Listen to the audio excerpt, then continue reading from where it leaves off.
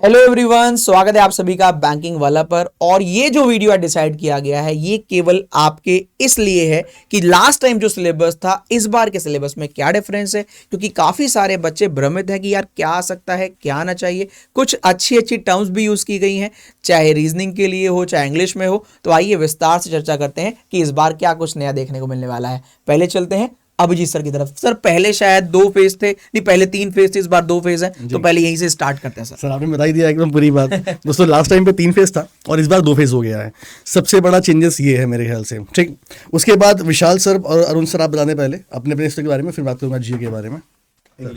3 phases में और 2 phases में दोस्तों फेज से ऐसा बहुत बड़ा फर्क नहीं पड़ा है, बट हाँ क्वेश्चंस जब अगर एक ही फेज में तो समझ लो लेवल ऑफ डिफिकल्टी जो है उस हिसाब से बढ़ेगी, क्योंकि एक ही फेज में जो आपका स्कोर आया ना बस वही स्कोर है जो कि फाइनल डिसाइड कर लेगा कि आपका सिलेक्शन होगा कि नहीं होगा।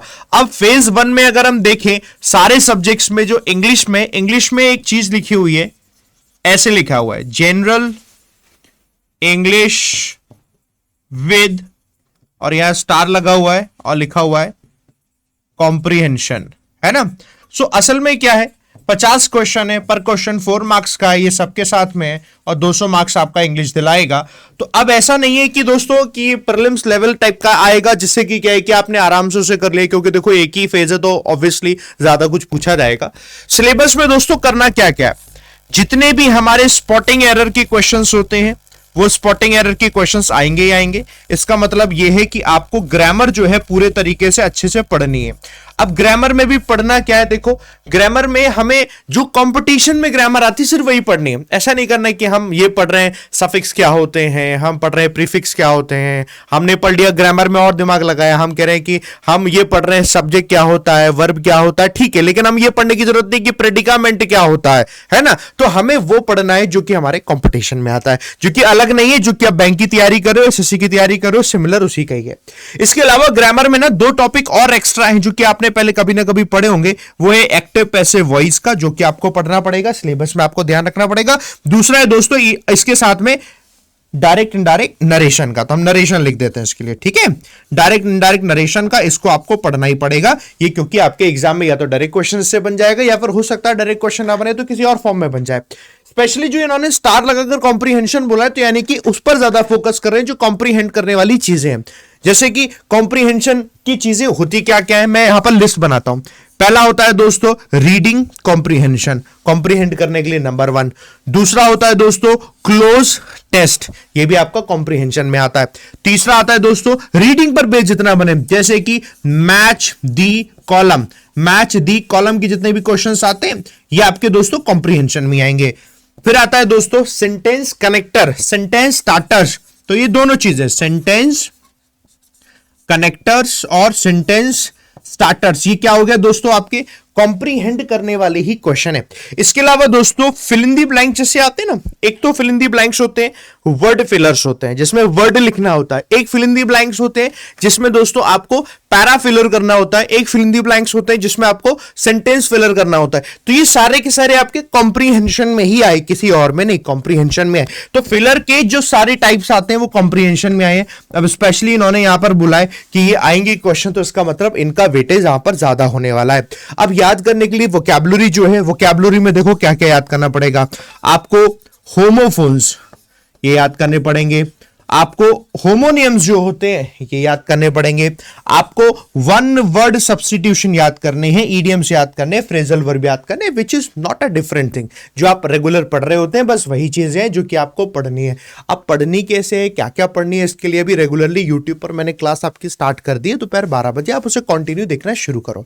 तो कुछ अलग नहीं है, बट हाँ ऐसा है जिसको आपको पढ़ना है यहाँ पर। तो ये तो रहा दोस्तों पूरा का पूरा इंग्लिश का, कोई डिस्क्रिप्टिव नहीं है, कुछ और नहीं करना, बस इतना ही करना, ऑब्जेक्टिव आपका यहाँ पर सेक्शन है, ठीक है।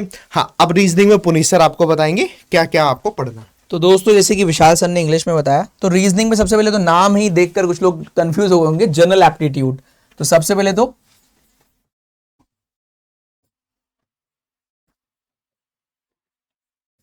Aptitude, Vishal sir D T D, aptitude पहले सही लगा था, मतलब है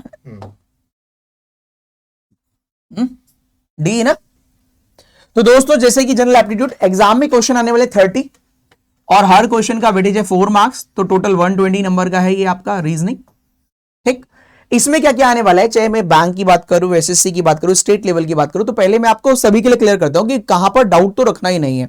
for an example, blood relation, direction, order ranking, आपका सीटिंग और पजल, कोडिंग,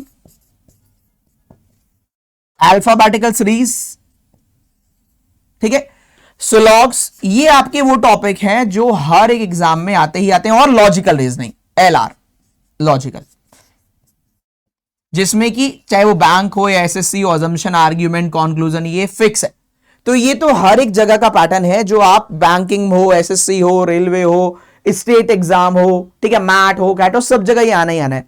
तो आपका इस बार इसके अलावा आपको क्या पढ़ना पड़ेगा, जो हम बात कर रहे हैं कि हमें देखो, हम हमेशा सेफ साइड लेकर चलते हैं। ऐसे एफसीए में भी ऐसे हुआ था, बच्चों को डाउट था कि सर कुछ और ना आ जाए, तो कभी कभी एक एक दो दो नंबर के छोटे छोटे क्वेश्चंस कहां से नहीं पूछते, नॉन वर्बल से, नॉन वर्बल इमेज वाले। For an example, non verbal में क्या मिरर इमेज पूछ लिया, या नेक्स्ट टर्म पूछ लिया, या वाटर इमेज पूछ लिया।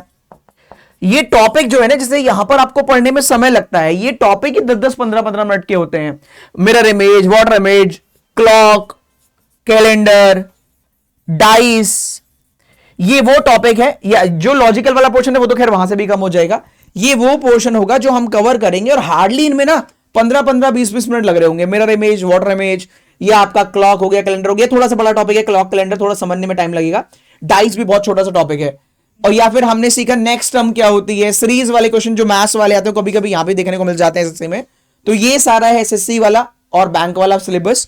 तो बैंक वाला ये सिलेबस है, उसमें एसएससी वाला कुछ पोर्शन जोड़ देंगे, जिससे कि हम पॉजिटिव रहें, हम एग्जाम में अच्छा स्कोर कर पाए। और जो हमारे मन में डाउट रहता है ना कि यार कुछ ऐसा ना आ जाए जो हम ना कर पाए, तो मेरा ये मानना है जिस टॉपिक को पढ़ने में 15-20 मिनट लग रहे हैं और पॉजिटिव माइंड से उसको पढ़कर जाएंगे, तो एग्जाम में आएगा तो कर लेंगे, नहीं आएगा तो कोई दिक्कत ही नहीं है। और एटलीस्ट बैंक वाला तो बढ़िया से बढ़ के जाना ही जाना है। तो अब चलते हैं मैथ्स पर, फिर चलेंगे जीए पर। तो गाइस, जैसे कि आपने देखा कि इंग्लिश हो गया, रीजनिंग हो गया, अब बारी है आपकी बच्चे मैथ्स की, है ना। मैथ्स में इतनी कंफ्यूजन होती कि सर पता नहीं कौन सी मैथ्स आ जाएगी, एसएससी की आ जाएगी, बैंक की आएगी। और मजे की बात यह है कि फेज 1 है, फेज 2 भी नहीं है, तो एक ही मौका है आपके पास। तो आइए विस्तार में चर्चा करते हैं कि मैथ्स का सिलेबस क्या हो सकता है। जितने भी बच्चे हैं ध्यान से सुनना। देखिए, मैथ्स बेसिकली यहां पर जो मैं बताने वाला हूं आपको कि 30 क्वेश्चन है बच्चों, है ना, 30 क्वेश्चन है, और आप देखेंगे 120 मार्क्स है, यानी एक क्वेश्चन का 4 मार्क्स का वेटेज है, और एक ही पेपर है। तो इसका पेपर थोड़ा मॉडरेट लेवल का आप हमेशा जब तैयारी करें, देखिए अभी क्या है, पहली बार पेपर का पैटर्न चेंज हुआ है, तो बहुत सारे मॉक टेस्ट हो सकता है कि अपने हिसाब से क्वेश्चन डालें।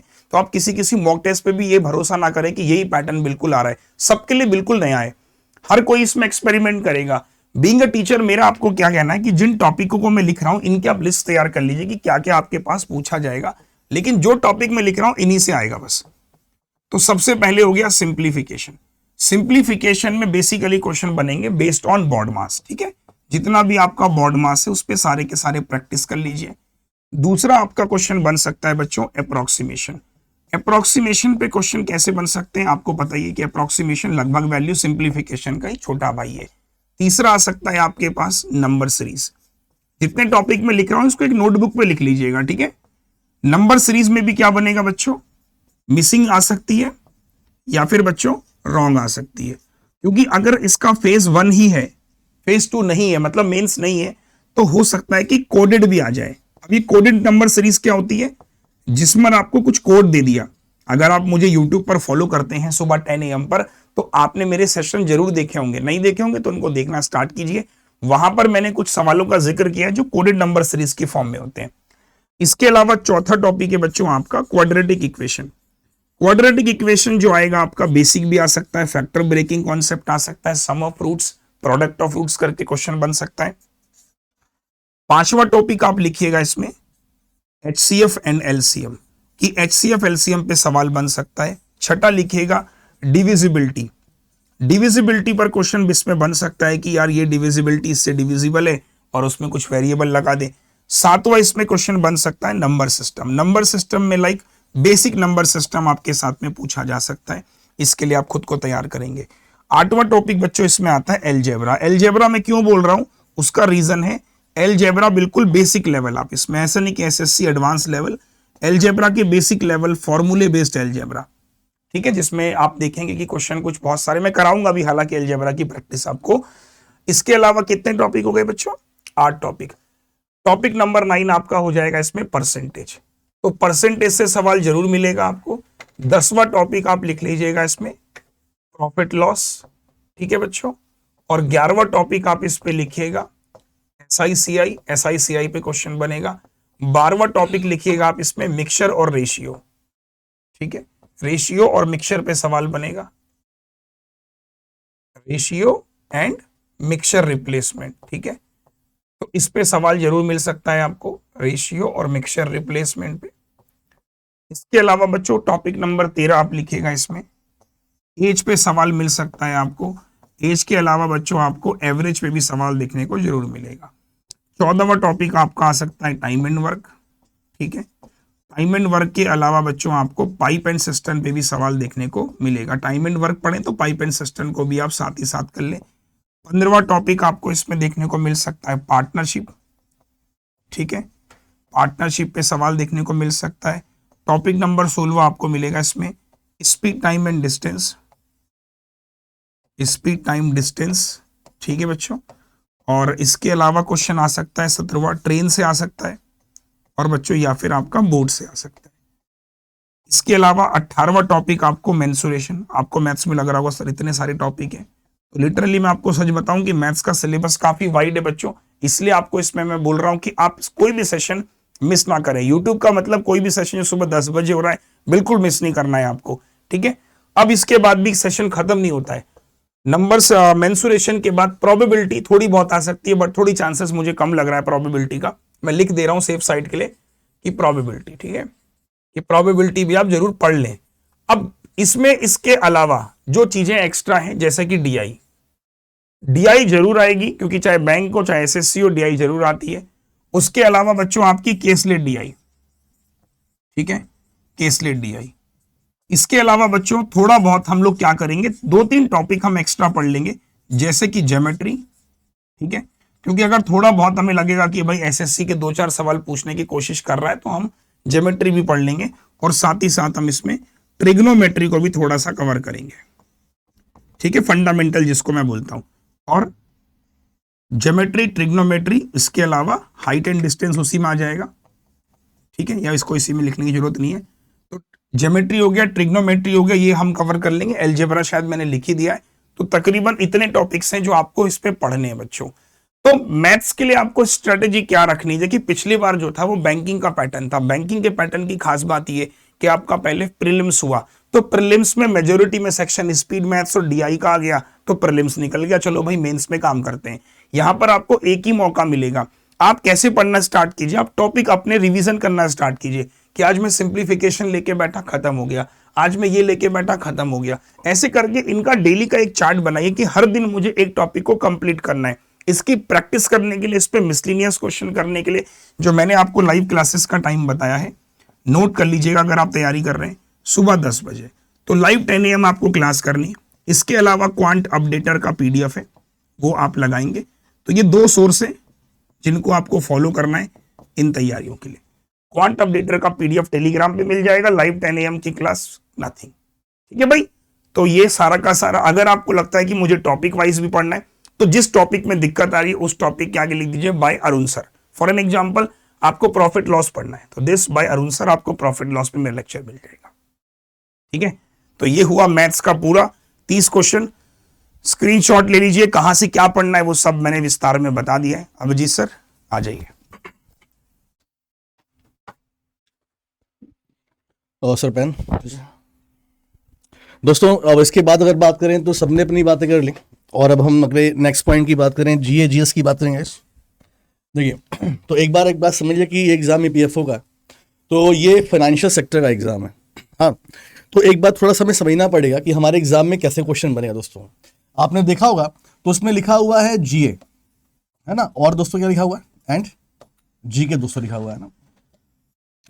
तो इसका मतलब ये है कि पहले हम ये समझना पड़ेगा हमें पढ़ना क्या है दोस्तों। दो जितने भी क्वेश्चंस आपके एग्जाम में आएंगे उसमें अगर हम ध्यान रखें तो करंट अफेयर्स तो दोस्तों आपके लिए इंपॉर्टेंट है ही है।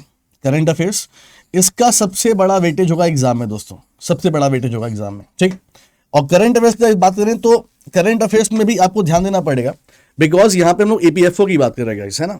तो करंट अफेयर्स में आपके जो ये जैसे फॉर एग्जाम्पल गवर्नमेंट स्कीम है दोस्तों, ठीक है, गवर्नमेंट स्कीम्स हैं, या गवर्नमेंट ऑफ इंडिया ने कुछ NPS के लिए बोला है दोस्तों करंट अफेयर्स में, ठीक, या दोस्तों गवर्नमेंट ऑफ इंडिया ने कोई सोशल सिक्योरिटी की बात की है, ये सब टॉपिक बड़े इंपॉर्टेंट हो जाते हैं दोस्तों। हालांकि करंट अफेयर्स सारे पॉइंट इंपॉर्टेंट है, बस ये कुछ आपको देखना पड़ेगा दोस्तों, ठीक है।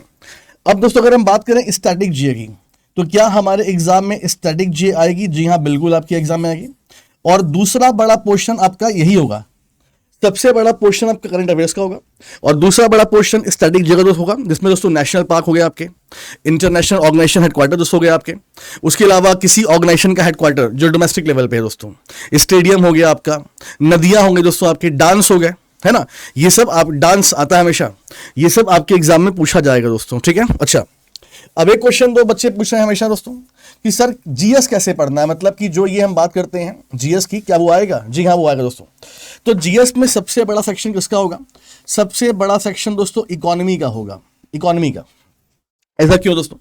क्योंकि आप जा रहे हो EPFO का एग्जाम दे रहे दोस्तों, और अगर आपने कभी प्रीवियस पेपर देखा होगा तो आप देखो उसमें तो EPFO के बारे में, मतलब फॉर एग्जाम्पल आप जिसके बारे में एग्जाम देने जा रहे हो उसके बड़े क्वेश्चन पूछे जाते हैं दोस्तों। हमारे देश में लेबर लॉ, लेबर एक्ट जो पास हुआ वो सब, हमारे देश में LPG जो है उसके बारे में दोस्तों, ये सब बड़े क्वेश्चन पूछते हैं। तो जीएस में सबसे बड़ा सेक्शन दोस्तों इकोनॉमी का होगा, ठीक। उसके बाद आपका पॉलिटी हो गया दोस्तों, हिस्ट्री हो गया दोस्तों, ज्योग्राफी हो गया, साइंस हो गया, तो ये सब चीजें हैं। तो यहां से भी क्वेश्चन बनेंगे, लेकिन जीएस हमारा तीसरा सेक्शन होगा, मतलब सबसे बड़ा सेक्शन करंट अफेयर्स का, उसके बाद स्टैटिक जीए का दोस्तों। ध्यान देना, APFO के एग्जाम में ये अच्छा क्वेश्चन आता है इसका। और उसके बाद दोस्तों आपका जीएस का सेक्शन जरूर पूछा जाएगा, जिसमें economics, polity, history, geography, science, ये सब पढ़ सकते हैं दोस्तों। अगर आप मुझसे पूछेंगे कि जीए में कैसे पढ़ना चाहिए दोस्तों, तो मैंने आपको जो बोला, अगर मैं आपकी तरह होता तो मैं फोकस ऐसे करता, यहां से करता, यहां से, ताकि मेरे अच्छे अटेम्प्ट हो, अच्छे मार्क्स मुझे मिले और एग्जाम मेरा क्वालिफाई हो दोस्तों। तो यहां पर इस क्लास को दोस्तों हम खत्म करेंगे। आपको हमने पूरा सिलेबस समझा दिया, क्या स्ट्रेटजी होनी चाहिए दोस्तों, वो कैसे फॉलो करना है आपको, वो सब चीजें आप देख लीजिएगा करना है। विशाल सर ठीक है, तो दोस्तों इस वीडियो को एंड करते हैं। आई होप कि आपको इस वीडियो से अच्छी खासी हेल्प मिलेगी। Thank you so much guys, thank you.